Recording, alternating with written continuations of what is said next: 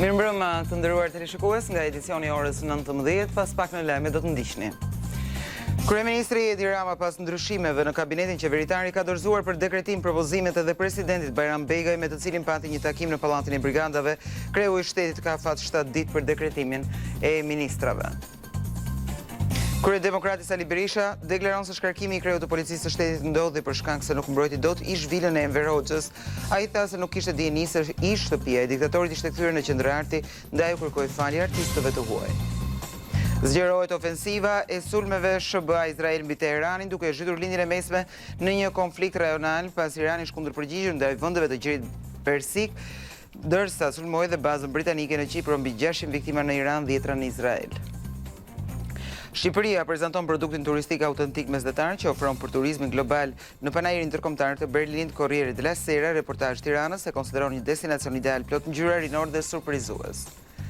Irani rrezikon mos pjesëmarrjen në Kupën e Botës që do nis në muajin qershor. Situata e fundit në linjën e mesme ka pezulluar një sër aktivitetesh sportive.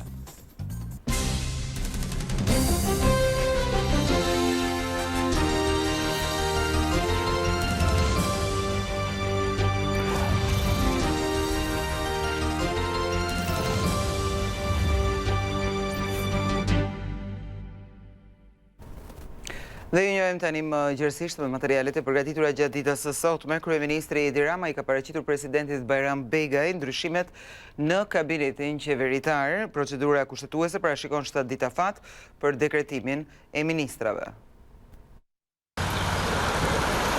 Presidenti Bajram Begaj priti në takim kryeministrin Edi Rama, i cili i paraqiti propozimet për ndryshimet në kabinetin qeveritar. Takimi mes kreut të qeverisë dhe presidentit u zhvillua në Pallatin e Brigadave për shkak se presidenca është në rekonstruksion. Kryeministri i propozoi Begajt shkarkimin e 7 ministrave, mes tyre edhe Belinda Ballugut, dhe emërimin e ministrave të rinj, ku mes tyre janë 4 prurje të reja. Procedura kushtetuese parashikon 7 ditë afat për dekretimin e ministrave. Pas miratimit nga presidenti, pritet që ndryshimet e qeverisë të kalojnë për votim në parlament. Rama shkarkoi nga të dy postet Belinda Ballukun, në vend të saj si zëvendës kryeministre u emërua Albana Koçiu, e cila largohet nga drejtimi i ministrisë së brendshme. Në krye të këtij dikasteri është vendosur Besfort Lamallari, i cili më herët ka drejtuar Ministrinë e Drejtësisë. Përpasoj lëvizjet në kabinet janë shoqëruar me rokada edhe në Ministrinë e Drejtësisë, ku në vend të Lamallarit është emëruar Toni Goku. Posti i ministrit të shtetit për marrëdhëniet me parlamentin i është besuar deputetes së PS-s në Vlorë, Eriona Ismaili. Ndryshime ka edhe në Ministrinë për Europën dhe Punët e Jashtme, ku në vend të Elisa Spiropalit është emëruar Ferit Hoxha, ish ambasador i Shqipërisë në OKB. Nga qeveria është larguar edhe Piro Vëngu. Në vend të tij është emëruar Ermal Nufi, i cili ka mbajtur postin e zëvendës sekretarit të përgjithshëm të kryeministrisë. Ndërkohë drejtuesi aktual i OSHE-s, Enea Karakaçi, do të zëvendësojë Ballukun në postin e ministrit të infrastrukturës dhe energjisë.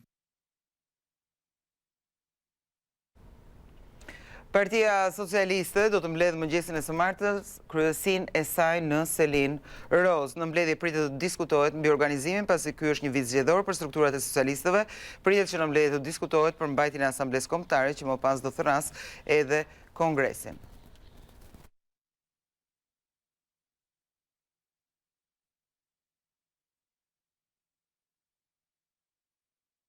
Sali Berisha në SPAK në respektim të masës së sigurisë detyrim paraqitje aty përveç akuzave ndaj prokurorëve. Ai ka folur edhe për incidentin e ndodhur gjatë protestës së fundit të opozitës, ku u hodhën molotov drejt vilës së ish diktatorit Enver Hoxha, e cila tashmë është kthyer në qendër artistike.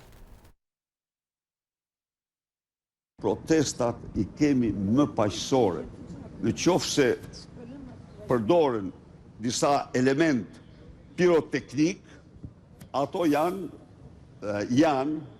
shprehje urrëties ndaj Edi Ramës, por gjerë sot, dy gjëra mund të them. Protestat tona janë absolutisht paqësore,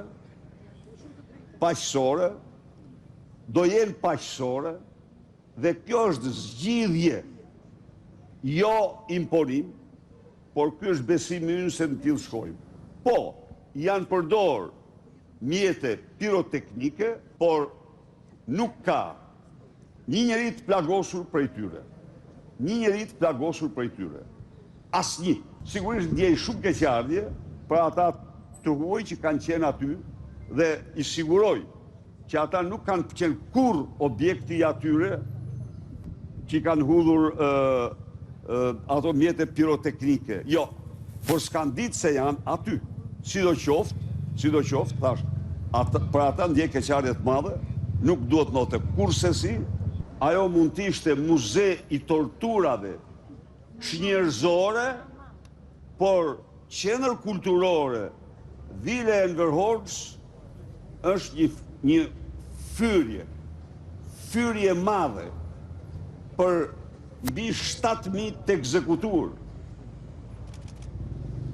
ekzekutur barbarisht për vlerat themelore të njeriu, për 40.000 të intërnuar, për 120.000 të përsekutur.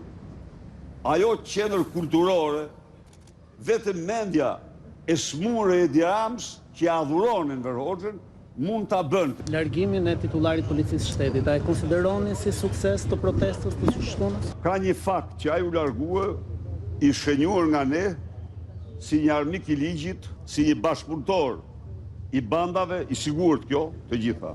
Druaj se u largua për shkak se nuk ka mbrojtur Vilen e Enver Hoxhës. Dhe kjo pastaj nuk them, thash, gjersa aty kishte njerëz, gjersa ishte qendër kulture, se policia, si që pat ju, kudo, na doli me ato mburojat para dhe na pengonte. Aty s'kishte njeri, ata s'kan pa njeri aty, ata kanë menduar që nuk ka njeri.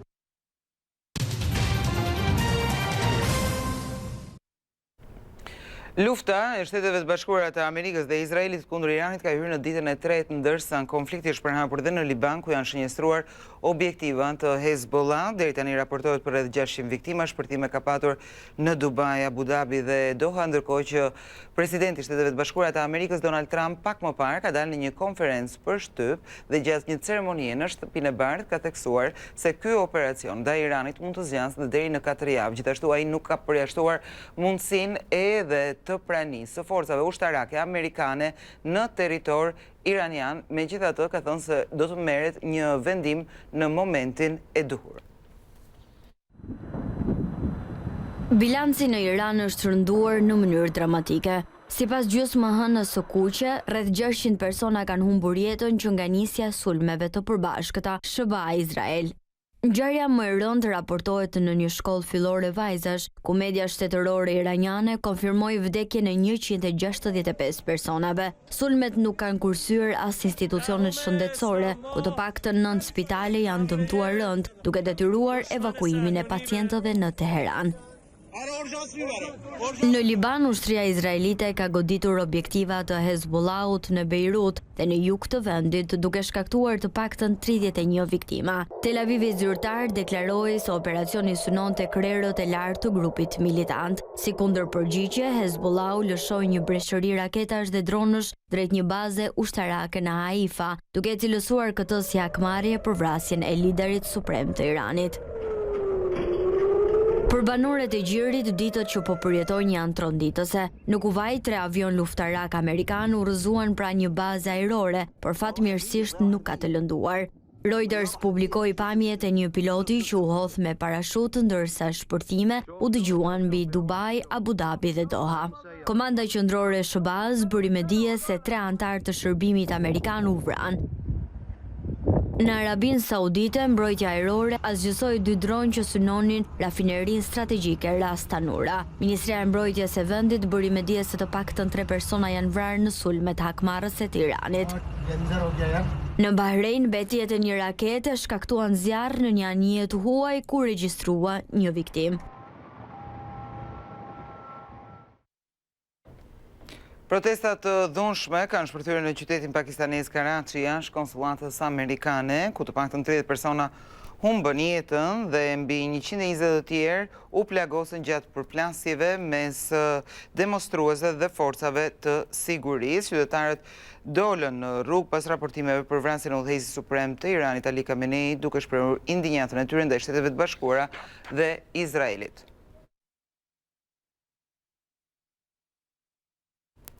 Një dron iranian ka goditur një bazë britanike në Kipër duke shkaktuar vetëm dëme materiale, ndërkohë kryeministri britanik ka konfirmuar dhe i ka dhënë okay Shteteve të Bashkuara për të përdorur bazat e tyre për sulme mbrojtëse kundër raketave iraniane. Kjo është pamja e bazës mbretërore britanike e Krotiri në Qipro, e cila ngriti alarmin pas një sulmi me dron. Një mjet fluturues i llojit Shahid i prodhimit iranian përfundoi në ambientet ushtarake duke shkaktuar vetëm dëme materiale. Sipas burimeve diplomatike, një dron i dytë u neutralizua në ajër përpara se të godiste shënjestrën. Presidenti i Qipros në një fjalim u bëri thjerrje qytetarëve për qetësi, ndërsa theksoi se vendi i tij, i cili mban kryesinë e Radhës së BE-s, nuk do të bëhet pjesë e luftës. Θέλω να είμαι σαφής. Η πατρίδα μας δεν μετέχει με ιονική... Dua të jemi qartë, vendi ynë nuk merr pjesë në asnjë mënyrë dhe nuk ka ndërmend të jetë pjesë e ndonjë operacioni ushtarak. Të gjitha shërbimet kompetente të Republikës janë në gatishmëri të plotë operacionale. Sulmi vjen vetëm 24 orë pasi kryeministri britanik Keir Starmer konfirmoi se vendi i tij ka pranuar një kërkesë të Shteteve të Bashkuara për të përdorur bazat britanike për sulme mbrojtëse kundër raketave iraniane.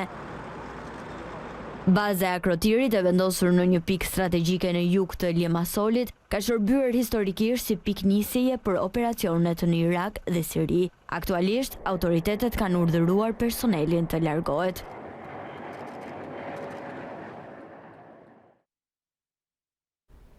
Irani ka përgënjeshtruar deklaratat e Trump se Teherani kërkon bisedime me Shtetet e Bashkuara të Amerikës. Ministri i Jashtëm iranian ka deklaruar se kjo është hera e dytë që amerikanët i godasin kur ishin në proces negociatash. Teherani është zgjuar në tymin e goditjeve të reja izraelite, por me një mesazh të qartë sfidues ndaj perëndimit. Ali Lariani, sekretari i Këshillit të Sigurisë Kombëtare, përmes një njoftimi zyrtar në X, ka hedhur poshtë çdo mundësi bisedimesh me SBA-t. Deklarata e tij vjen pasi presidenti amerikan Donald Trump u shpreh për The Atlantic se udhëheqja e re iraniane dëshiron të flasë dhe se ka rënë dakord të bisedojë me ta. Ata duhet të kishin bërë më shpejt, ishte praktike dhe e lehtë për të bërë. Ata mund të kishin arritur një marrëveshje. Ata pritën shumë gjatë, tha Donald Trump. Në mes të këtij tensioni, ministri i Jashtëm Abbas Araghchi në një intervistë për mediat iraniane u shpreh se vdekja e Khameneit nuk do të thotë fundi i Republikës Islamike. Well, if their goal is change the regime, that is a mission impossible. Nëse qëllimi i tyre është ndryshimi i regjimit, ky është një mision i pamundur. Ne kemi një sistem politik shumë të mirë dhe të stabilizuar. Edhe me vdekjen e liderit suprem, ne kemi nisur më njëherë procedurat për zëvendësimin. Rezultatin do ta shihni kur lideri i ri do të emërohet nga Asambleja e Ekspertëve. Araghchi theksoi se pavarësisht humbjes së komandantëve të lartë ushtarak, hierarkia e mbrojtjes është rregulluar menjëherë. Ai akuzoi drejt për drejt administratën e Donald Trump për tradhti diplomatike, duke pretenduar se sulmi ndodhi pikërisht gjatë kohës që palët ishin në komunikim. It happened exactly the same. Kjo është hera dytë që ne negociojmë me amerikanët dhe ata vendosin të na sulmojnë pikërisht në mes të negociatave. Ajo që bëjmë është akt vetëmbrojtjeje dhe hakmarrje ndaj agresionit amerikan. Ne nuk po sulmojmë vëllezërit tanë në gjirin persik, por po godasim objektivat amerikane. Ndërkohë që Izraeli ka zgjeruar fushatën ushtarake, presidenti Trump ka sinjalizuar se operacionet mund të zgjasin me javë. Irani, nga ana tjetër, ka nisur sulme hakmarrëse ndaj bazave amerikane në rajon.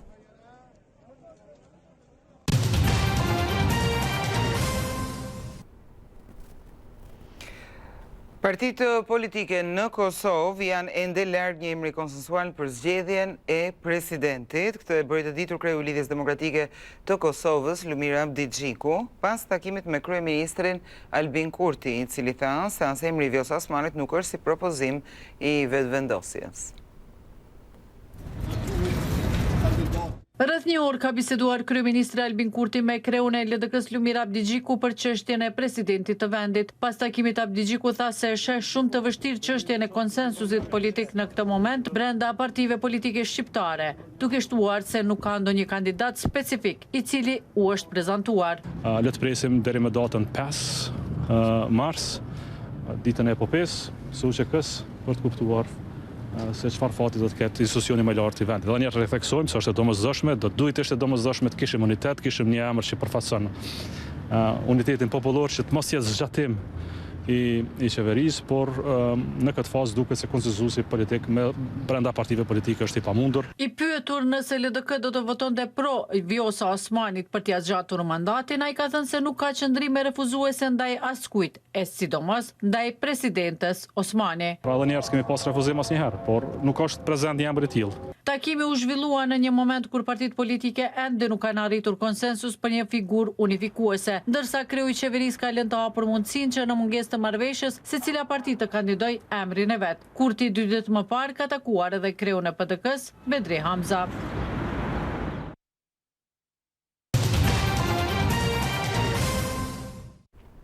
Corriere della Sera e konsideron Tiranën si një destinacion ideal për të kaluar pushime të shkurtra. Në reportazhin e prestigjozës italiane, kryeqyteti shqiptar pasqyrohet plot ngjyra, rinor dhe surprizues. Tirana është një kryeqytet plot surpriza, ja çfarë mund të bëni dhe të shihni përgjatë një fundjavë. Kështu e nis artikullin prestigjozja italiane Corriere della Sera, ku ndër të tjera e konsideron kryeqytetin shqiptar plot ngjyra, rinor dhe surprizues. Tirana është një nga kryeqytetet që ka ndryshuar me shpejtësi vitet e fundit, duke u transformuar në destinacionin e përsosur për një pushim unik fundjavë. Kreativ, dinamik dhe ende larg turizmit masiv, kryeqyteti i Shqipërisë është një përzierje magjepsëse e arkitekturës osmane, muraleve bashkohore dhe bareve që shndrojnë të mbushura deri vonë, shkruan Corriere della Sera. Në brendësitë e artikullit për Metropolin shqiptar, media italiane nënvizon se kryeqyteti i Shqipërisë dhe zemra e vendit, Tirana, është qendra kryesore ekonomike, financiare dhe kulturore. Ndër të tjera, Corriere della Sera liston disa nga lagjet e Tiranës për t'u eksploruar, kundër zonat më interesante për t'u vizituar është Pazari i Ri, një zonë gjallë me produkte lokale, kafene dhe restorante. Një qytet vazhdimisht në zgjerim, i ri dhe dinamik, ku historia, kujtesa dhe transformimi urban bashkëjetojnë në distancë të shkurtër nga njëra tjetra. Pak më tej ndodhet sheshi Skënderbej në zemër të kryeqytetit shqiptar, i rinovuar plotësisht në vitin 2017, që paraqet një mozaik guresh natyror nga të gjitha trojet shqipfolse. Sheshi Skënderbej është shtëpia disa prej ndërtesave historike më të rëndësishme të qytetit, duke përfshirë Gjaminë e Tembeut, Teatrin e Operës, Pallatin e Kulturës, Bankën e Shqipërisë dhe Muzeun Historik Kombëtar, qendra më rëndësishme kulturore e vendit. Media italiane Corriere della Sera shkruan se për të soditur gjithë sheshin në tërsinë e tij, mënyra më e mirë për ta bërë këtë është të ngjiteni në kullën e Sahatit, e cila ndodhet pas xhamisë. Në përmbyllje të artikullit, Corriere della Sera shkruan se Tirana po e vendos veten në vëmendje si një nga destinacionet ushqimore të Europës jugore. Pjatat tipike përfshin byrek me shije të ndryshme, tafkosi, qoftë me erza, por edhe fërgesa të ndryshme. Në raportin e vërtimit të besimit të biznesit dhe konsumatorit të Bankës së Shqipërisë, theksohet se besimi nga industria e konsumatorit është pozitive. Nga ana tjetër theksohet se ka një tkurrje të lehtë të sektorëve të ndërtimit dhe tregtisë. Muaji i kaluar shënon një rënje të treguesit të ndjesisë ekonomike në nivelin e 107.6 pikëve, ose me 2.5 pikë më pak se në muajin janar, sipas të dhënave të Bankës së Shqipërisë. Në raportin e vërtimit të besimit të biznesit dhe të konsumatorit, evidentohet se ngadalësimi treguesit të ndjesisë ekonomike u përcaktua nga rënja e besimit në sektorit e ndërtimit, shërbimeve dhe tregtisë. Megjithatë, aktualisht ky tregues qëndron 7.6 pikë mbi mesataren afatgjat. Nga ana tjetër, vlera pozitive për muajin shkurt shënuan besimin në biznes dhe industri, të cilat pësuan rritje, ndërsa treguesi i besimit të konsumatorit mbeti pothuajse i pandryshuar krahasuar me janarin e 2026-s. Më konkretisht, sipas Bankës Qendrore, treguesi i besimit të industrisë u rrit me 1.5%, indikuar nga vlerësimet më optimiste për kontratat porosice në vlerë totale, por edhe për ato të eksportit. Pritjet e bizneseve të këtij sektori për prodhimin dhe punësimin në të ardhmen janë gjithashtu në rritje krahasuar me ato të një muaji më parë. Nga ana tjetër, treguesi i besimit konsumator nuk regjistroi ndryshim të rëndësishëm krahasuar me nivelin e janarit, duke qëndruar në rreth 1.1% mbi mesataren historike. Sa i përket komponentëve përbërës, konsumatorët rriten pritshmëritë për situatën ekonomike në të ardhmen, nënvizon Banka e Shqipërisë. Një tjetër aks rrugor është dëmtuar nga rrëshqitja e dherave. Rruga pranë liçenit të Gjinarit në Elbasan është një prej akseve më të rëndësishëm në këtë njësi administrative, pasi lidh disa fshatra të kësaj zone me qytetin. Kjo është rruga pranë liçenit të Gjinarit në Elbasan. Ajo është degraduar thuajse plotësisht. Ditët e fundit ka patur rrëshqitje masive të dherave, çka ka dëmtuar asfaltin e këtij aksi. Lëvizja është bërë tepër e vështirë në një prej rrugëve kryesore të kësaj zone, që lidh disa fshatra të njësisë administrative me qytetin. Këtu kalojnë çdo ditë dhjetra automjete dhe mjete të transportit, të cilëve ju duhet të përballen me këtë situatë të vështirë. Gjendja sipas autoriteteve është krijuar nga kushtet e motit, ndërsa banorët bëjnë thirrje që të gjendet një zgjidhje për këtë situatë. Kjo rrëshqitje pason atë që ndodhi në aksin Librasht-Prenjas pak ditë më parë, situatë që mban të bllokuar juglindjen e vendit, po ashtu një tjetër situatë pati edhe në pistën e motoparkut në Elbasan, ku si pasojë një rrëshqitjeje u dëmtua një pjesë e kësaj piste. Janë zhvilluar një sër aktivitetesh në përkujtim të 582 vjetorit të beslidhjes së Lezhës. Në ceremoninë kryesore morën pjesë shumë personalitete nga të gjitha trevat shqiptare. Në Lezhë kujtua 582 vjetori i beslidhjes së 2 marsit 1444. Ashtu si çdo vit u zhvilluan një sër aktivitetesh, kryebashkiaku Pierin Dreu e vuri theksin tek rëndësia e kësaj ngjarje historike. Ulemi me nderim dhe respekt para kujtimit dhe veprës së Gjergj Kastriotit dhe prizë shqiptar, që për te interesa vetjake vun kombin detyrën e shenjtë të mbrojtjes së tij nga pushtuesit otoman. Kuvendi i Lezhës na mëson se momente vendimtare duhen qartësi dhe guxim, vendime të drejta, prioritete të qarta dhe bashkëpunim real. Të pranishëm ishin edhe përfaqësues nga treva të tjera shqiptare, ndërsa fjalën e tyre mbajtën edhe kryetari i Prishtinës, përparim Rama dhe ish kryeministri i Maqedonisë së Veriut Talat Xhaferi. Ajo që ndodhi këtu nuk ishte thjesht kuvend, ishte arkitekturë politike. Rrethana që i paraprin konferencën në takimit dhe beslidhjes së Lezhës në vitin 1444 po korrespondojnë me rrethana globale sot që ndodhin, që korrespondon edhe me statusin e asaj që janë rrethana ndërkombëtare sot. Aktivitetet u përmbyllën me një koncert me këngë valle me motive patriotike.